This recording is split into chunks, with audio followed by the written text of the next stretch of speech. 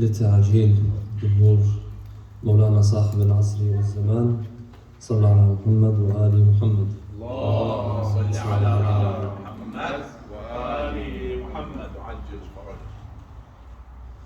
صلى الله عليك يا مولاي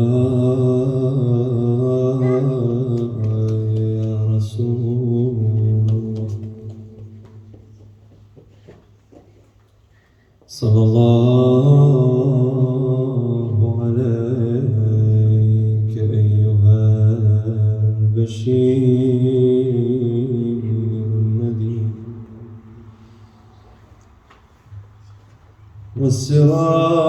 والسراج المنير. السلام عليك وعلى ابنك المظلوم العطشان الظمآن حسين يا حسين.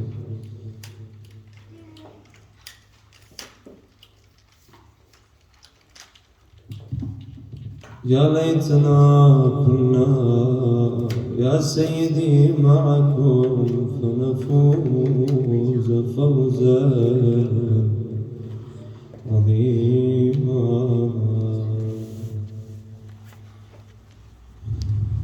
Brothers and sisters, Assalamu alaikum wa rahmatullahi wa barakatuh.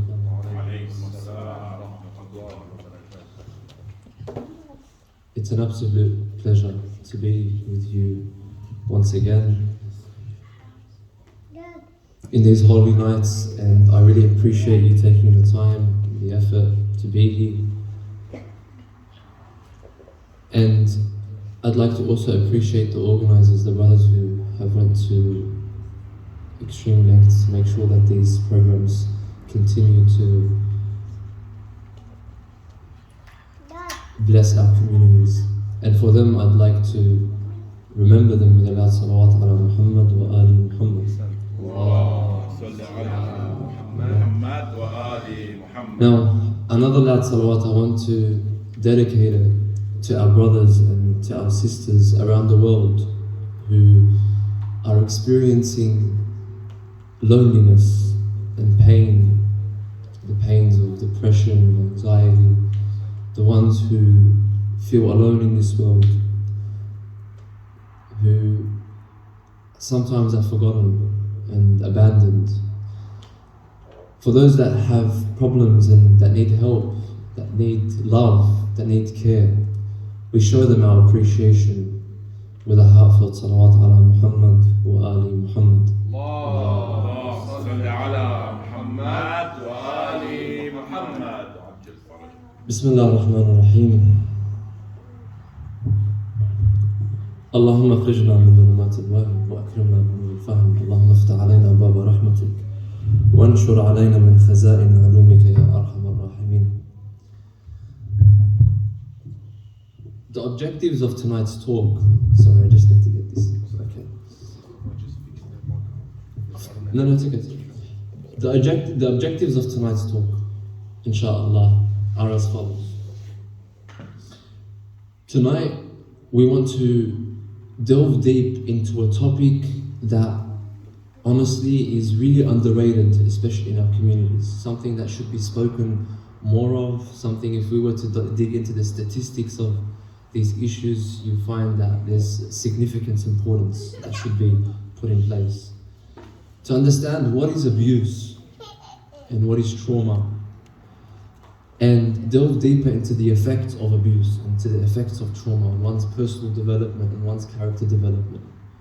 The second objective is we want to talk about what was the mission, how was the mission of Imam Hussain alayhi salam relevant in this field, and what did Imam Hussein's movement have to do with abuse, and what was the stance against this or on this.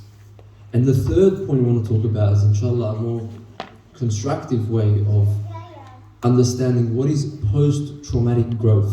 Inshallah, we'll talk about that in the second part of the discussion tonight. But essentially, how does someone utilize their pain and their trauma to grow And we'll understand this through Imam Hussain alayhi salam. What were the protective measures that Imam Hussain alayhi salam placed and put in place as a leader to ensure the safety and the emotional well-being of his kids and the women? So we want to learn from these measures that Imam Hussain alayhi salam took, and then hopefully inshallah implement them to ensure that we can thrive in our lives. If you would allow me, please recite Allah salawat ala Muhammad wa ali Muhammad. اللهم صل على محمد وآل محمد. Now, inshallah, I don't want to take too much of your time, but I would highly appreciate if I have your attention, especially in this first bit, because in the first part, I want to delve deeper and basically plant the foundational knowledge on the topic that we're discussing. And I pray that whoever's listening to here tonight, to this lecture tonight, or online, or in the future, that these points that we mentioned, you delve deeper into, and hopefully our community can carry on, and this can become a standard that we talk about these issues and delve deeper into them. So what is abuse and what is trauma? Abuse, to put it simply, is any form of pain or type of pain that is inflicted by someone on another. This pain or this abuse can be in physical form, it can be in emotional form, it can be in psychological form, it can come in the forms of bullying, it can come in forms of cyberbullying, it can come in the forms of swearing and talking down at someone's self-esteem, making them lose confidence in themselves, constantly reminding them of this, of how high you've put them on a standard. For example, just on this point, you see this a lot with students in school. You ask them, how are you doing? They say, my parents want me to be this, and my parents have these standards of me, and I feel like I can't fill these shoes. And it puts this mental stress. This is a form of abuse. Physical abuse, like domestic violence, or between, you find these issues between spouses, between children and their parents. So abuse is any inflicted pain from one person onto another. It can be intentional and it can be unintentional. You can purposely do it, and sometimes you can abuse someone without even knowing. So it's very important to be aware of these issues and aware of these topics. Trauma is a result of a situation that had highly intense or high and intense emotional reaction, physiological and cognitive reaction. So when you have an experience that was so painful, there was a lot of pain associated in the moment, and then your body started to react. You start to have fast heart beating, you get butterflies in your stomach, you start to breathe in a certain way. That's your brain setting in its defense mechanism to protect you from pain, which is an inbuilt mechanism to ensure that you are always safe. So when you're in the place of fight or flight, an experience that can bring some form of fear, then your brain puts you in this position where it has a physiological and cognitive reaction, which becomes something traumatizing. Where later on, you don't necessarily have to experience the moment again. This is called, in neuroscience, they call it one-time learning. It's not like mathematics where I have to do maths, 2 times 2, 2 times 2, 2 times 2, or reading Quran where you just memorize the verse, and eventually it becomes a part of your memory. This is something that can happen once with intense emotional. I'll give you an example. A young child in school has a public speech. He has to give a speech in front of his peers. He tries his hardest to prepare this speech, or she tries her hardest to prepare this speech. They go in front of their peers and they begin giving this speech, and then they find everyone is laughing at them. And they feel so ashamed, and they feel so scared, and they feel so hurt that their body starts to react in the moment. This moment is an intense emotional moment. That it doesn't have to happen too many times for your body and your mind and your brain to say, wow, something's going on here, you need to defend yourself, something's wrong. And your body starts to react to the moment. So now down the line in their life, when someone says, hey, do you want to give a public speech?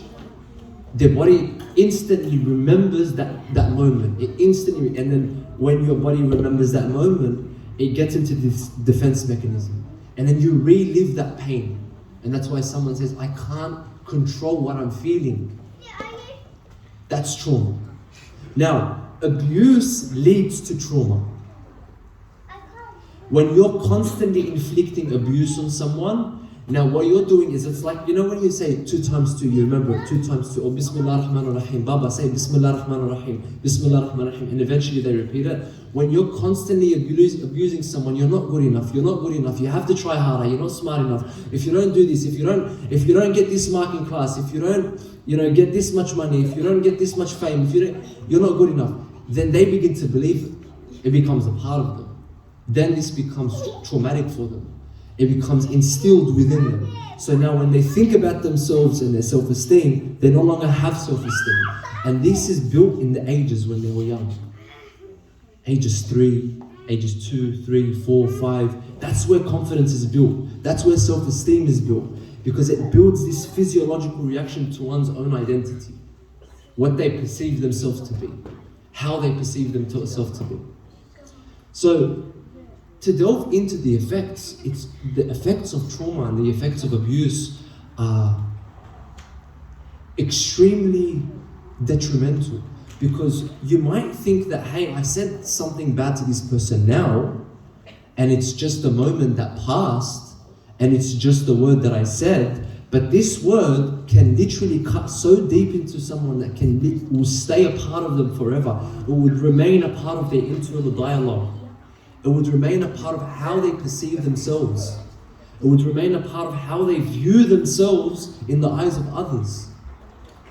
So when you're saying something to someone, the word that you're saying, especially when they're young, especially when they look up to you as a role model, as a father, as a teacher, when they look up to you and they perceive you in a certain light, then your words become much more powerful. So these words, when you're younger, become a form of conditioning. Who's heard of the Pavlovian conditioning? The example of the dog, you get a dog and you ring a bell and you place food for the dog, and then the next time you ring the bell, he comes to the bell and he sees food. The third time, bell comes and sees food. Fourth time, as soon as you ring the bell, the dog actually has a physiological reaction. He's conditioned to think that when I hear the bell, my body starts to salivate because I know I'm going to get food. So he reacts to that stimulus, they call it. The response is salivation. So now when we're constantly hearing or being abused when we're younger, then growing up, if you apply that method, what happens is you begin to believe this stimulus. You begin to believe that I'm not good enough. I'm conditioned. Like the example, sorry for giving too many examples, but I believe that it's through examples that you're able to grasp the idea more and solidify it. For example, the example of the elephant. An elephant, they bring an elephant from a young age and they tie him up in the circus. And from a young age, he's tied to a rope. Well, he didn't have that much strength when he was younger. He didn't have that much power to maybe untie himself, but he grew up and the rope's on his neck. He grew up. He eventually became this massive elephant in a circus that has limited his power and his potential, thinking that he can't ever get rid of this rope. Whereas in reality, he's stronger than ever. He can get rid of the whole circus if he wants. Conditioning. And these have long-term effects. The way a father treats his son has long-term effects that can carry out to the son's grave until the son is 60 and 70, and he's still thinking and he's still feeling and he's still believing what his father told him. The effects of abuse on relationships and your ability to be confident, your ability to trust others. When you're constantly physically and emotionally abused when you were younger, psychologically abused when you're younger, bullied when you're younger, you start to view people in another way. You start to view, you're no longer trustworthy, you can't trust anyone. And if you've lost your self-esteem and confidence to a certain level, you might even allow others to abuse you, thinking that you aren't good enough. Now there's this famous study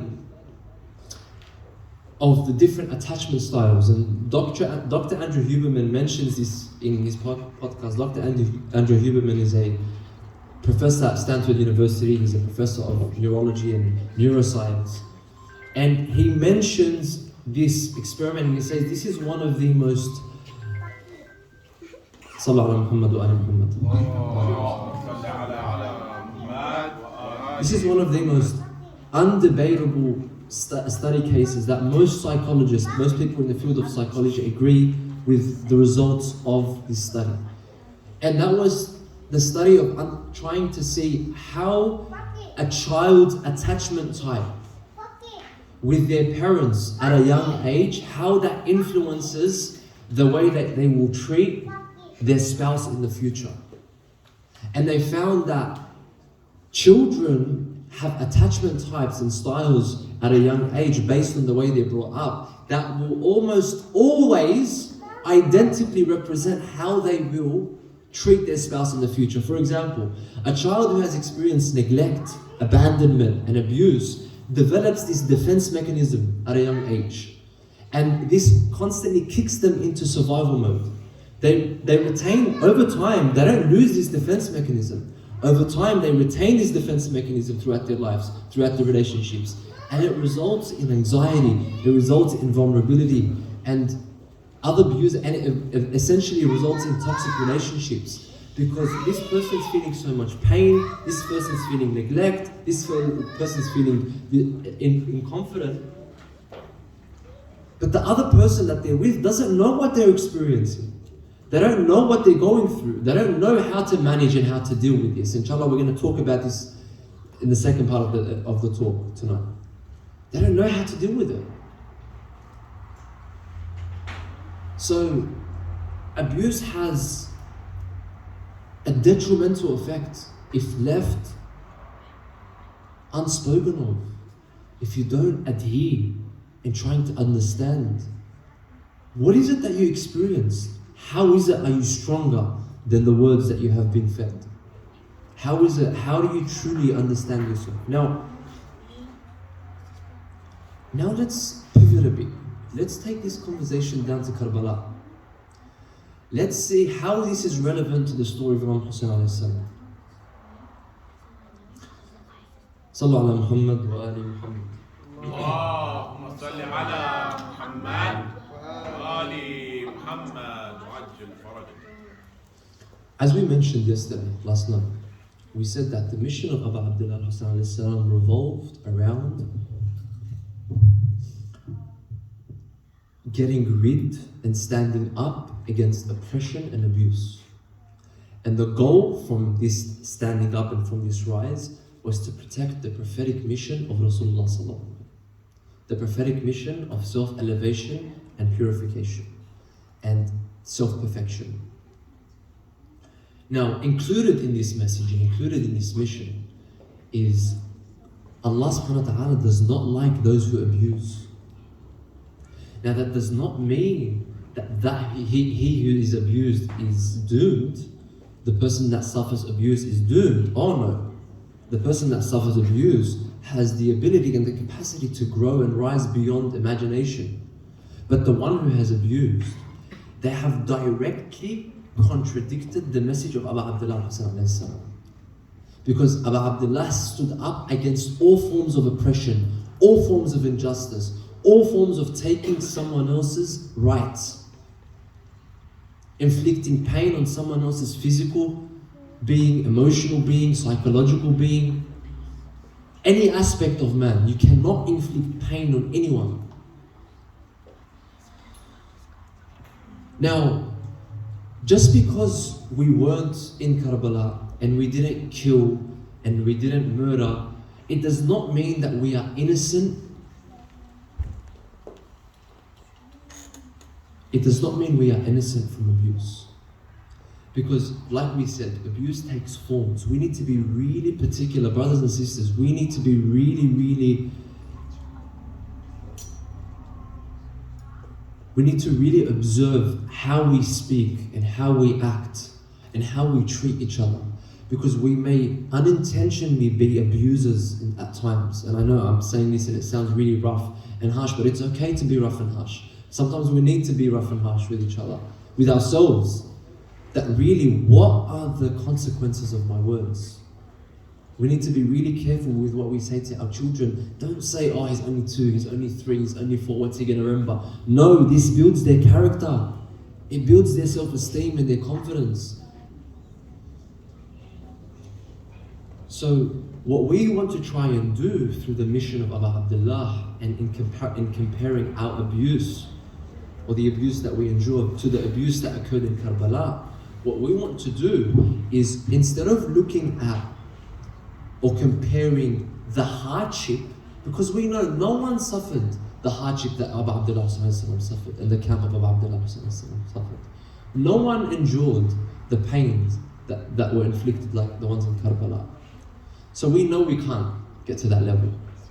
But what we want to observe is, what were the measures, the protective measures that Imam Hussain alayhi salam took to ensure that his family thrives through the abuse and the trauma of Karbala. Because that way we can utilize the growth or the trauma that Sayyidah Zainab alayhi salam, and understand the trauma that Sayyidah Zainab alayhi salam, or all the women and the children that were taken captive, Imam Zain al-Abidin alayhi salam, and how they utilized it and molded that for growth. And we are going to do this through understanding a concept or an idea or something mentioned or developed by the psychologists Richard Tedeschi and Lawrence Calhoun. They developed what is called, the term at least, is called post-traumatic growth. And essentially what post-traumatic growth is, it's referring to positive physiological change. So before we said that when you're feeling pain and you're feeling, when you're in that intense situation, a traumatic situation, you have a physiological reaction. Post-traumatic growth is when you have a positive physiological change resulting from a struggle with a traumatic or a highly challenging life circumstance. So when you use your trauma to be a source of elevation and source of growth, that's post-traumatic growth. So what measures did Imam Hussain alayhi salam provide so that his children grow through the traumas of Karbala? Now, the first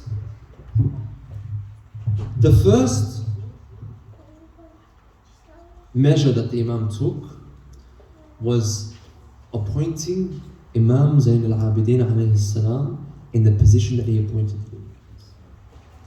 Imam Zain Al Abidin, brothers and sisters, had a vital role in the preservation of the mission of Karbala. Vital role. Now, it's a miracle, truly a miracle, that Allah subhanahu wa ta'ala, that Imam Zain al-Abidin alayhi salam survived the events of Karbala. As in, how and why did they not kill Imam Zain al-Abidin? How did this man make it? They killed children, they slaughtered women, but Imam Zain al-Abidin made it, he lived. He was so sick that the enemy thought that he was going to die anyway. There's no point of killing him. Why get more blood onto our hands? That's how sick Imam Zain al-Abidin was. But his position was vital. Imam Zain al-Abidin was the guide. He was the mentor. He was the one that will ensure that the family is filled with emotional self-regulation. He needed to ensure that the women had a backbone, a solid backbone that they can lean on. To make sure that, to keep the mission of Imam Hussain rational. To make sure that the message prevails, the emotion doesn't take over. Imam Zain al-Abidin had to portray the highest levels of leadership through self-control, through vision, through resilience, through rationality. Observe the words of the Imam when he was look at the journey from Karbala to Kufa to Damascus to Syria, even to Medina. Look at the way he spoke. Look at the way he was constantly using Quran, constantly connecting himself to the mission of the Imam, constantly saying that we are winning, we have won. We're positive right now. Have you seen the repercussions of your actions on you? We are the family of Muhammad wa al Muhammad.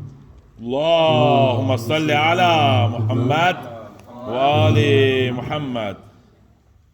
So through self-regulation, through this form of leadership, he had that role. The second,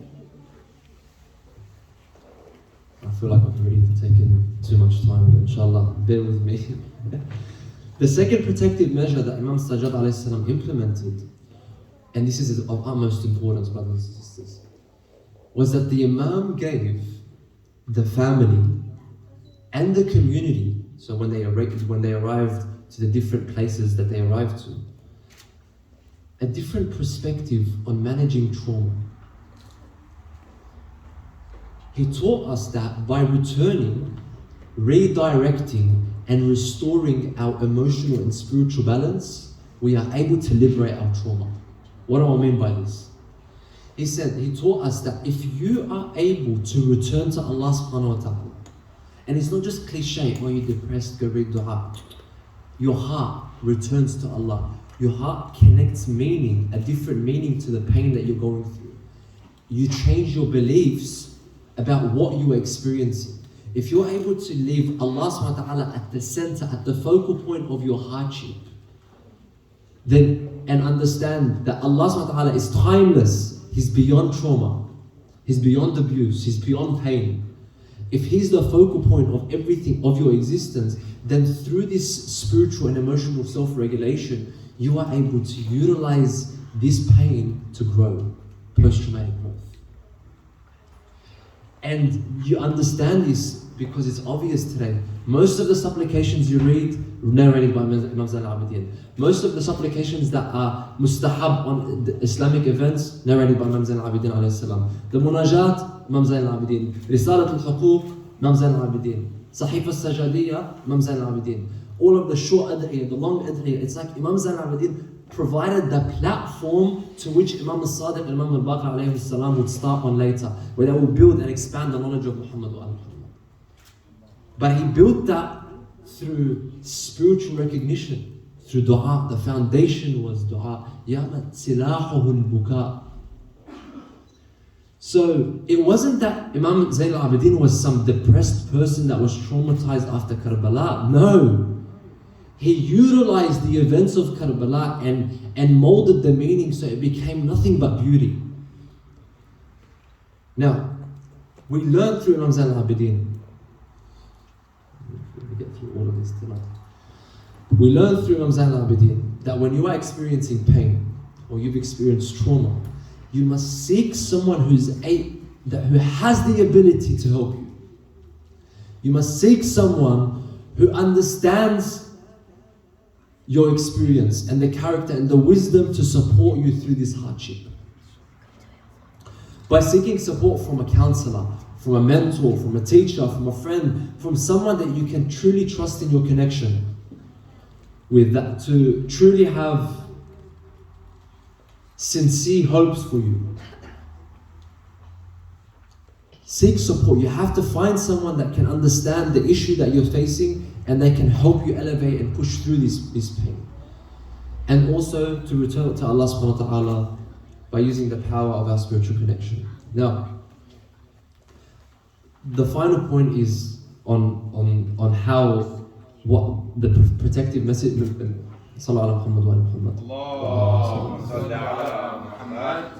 The final protective measure that Imam Hussain implemented was through Sayyidah Zainab alayhi salam. And she was responsible for the motivation and the inspiration. She was in charge of highlighting that this tragedy is a great moral failure on behalf of the enemy. And her role was to provide a different perspective and to shift the perception of the hardship and the pain that was inflicted into a source of beauty, into a source of elevation. That's why when she's asked, how do you perceive what God has done to you? Ma ra'aytu illa jamila. I saw nothing but beauty. And she enforces and reinforces that beauty. So Sayyidah Zainab was a mother, she was a daughter, she was a sister, she was a leader. Sayyidah Zainab alayhi salam, Imam Hussain placed her in that position because he knew she had a vital role in protecting the emotional message. أفلح من صلى على محمد وآل محمد. اللهم صل على محمد وآل محمد. She had a vital role in protecting the emotional message of the Imam. And she needed to ensure that the message of Abu Abdullah is not distorted. They don't play with the context, they don't play with the message. No, it's clear. She stood up in that courtroom, she spoke when she needed to speak. She was the backbone when she needed to be a backbone. She would protect Imam Zain al-Abidin alayhi salam when she needed to. She would protect the children when she needed to. She would calm them down when she needed to. She would talk when she needed to. Sayyidah Zainab alayhi salam leveraged the trauma instead of allowing that trauma to be a source of pain and a source of destruction for her. She utilized it to grow. She utilized it to reap the depths of growth. By taking Allah subhanahu wa ta'ala to the focal point, like Imam Zain al-Abidin, to the center. Everything that happened was in the eyes of God, so therefore it was only beauty. She's looking at the vision, at what will happen in 1,000 years, in 2,000 years, where people are still mentioning what happened in Karbala. Beauty. So she shifted the perspective of what happened to them by the bullies of Bani Umayyah, by the abusers of Bani Umayyah. And she shifted it into from blood and massacre, from children being slaughtered, bodies being massacred, to a beautiful piece of divine art. This was the strategic planning of Imam Hussain alayhi salam.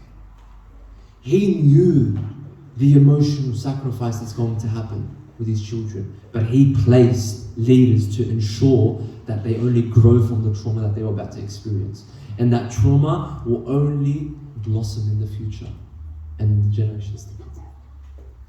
Now, to wrap it all up and to conclude, to take back, inshallah, as much as we can from what we've discussed. The objective today was to understand the severity of abuse and how to ensure that we never fall into the trap of being abused or abusing. Believing the abuser when they abuse us, or being abuser when we're not even intentionally trying to. We learned from Imam Zain al-Abidin alayhi salam the importance of having a guide, a mentor, someone rational, someone that can help us get through, someone to help us with self-control and self-regulation. He taught us to return to Allah subhanahu wa ta'ala, who is timeless and He's beyond trauma. He's the one that can give meaning to my trauma, meaning to my pain. We learned from Zainab alayhi salam that the importance of being highly motivated, of being inspired, to ensure that the message of Imam Hussain alayhi salam, through the inspiration and through this motivation, will continue in its purity.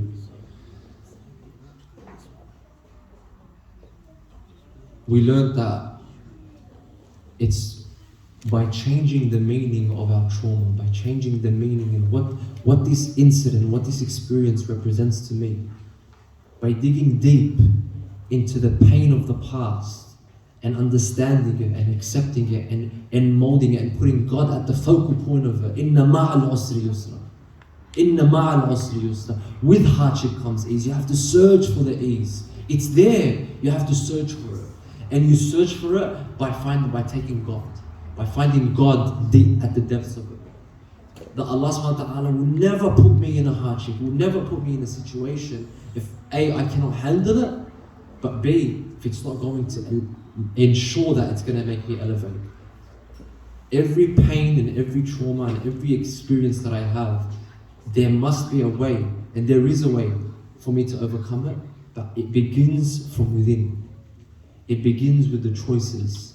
It begins with, who do I choose to go seeking help, seeking to find yourself. Now, the final point I want to make in this talk, inshallah I will end it here. And thank you so much for being so patient. Is that we have to consider something.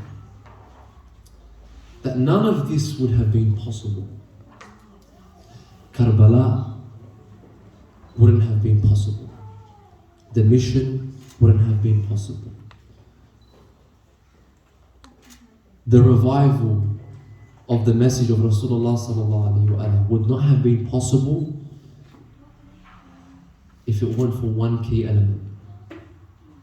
And that key element is the way this holy family was brought up. The holy upbringing. This is one family that never had internal abuse. The family of Rasulullah, they never abused each other. Imam Ali alayhi salam, Sayyidah Fatima alayhi salam, alongside the Holy Prophet sallallahu alayhi wa alayhi, ensured that their family would live in a flourishing household, filled with love, care, compassion, strength, confidence, with a strong bond at the core, at the foundation of the relationship. That's why this bond at home, this confidence instilled by the parents, by the family, by the members in this household, is what allowed this family to eventually overcome the most severe types and forms of trauma and abuse.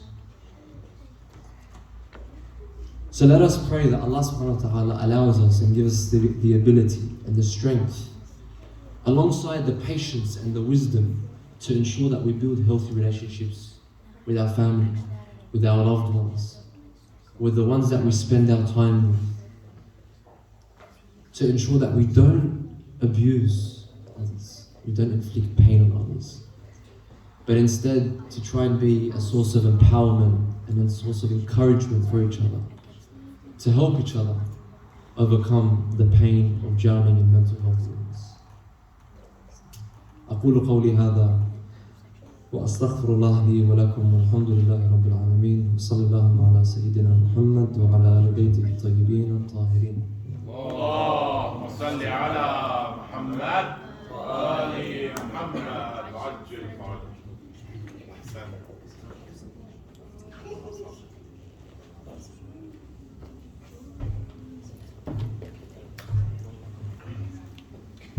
May Allah subhanahu wa ta'ala bless you, Shaykh, for such a beautiful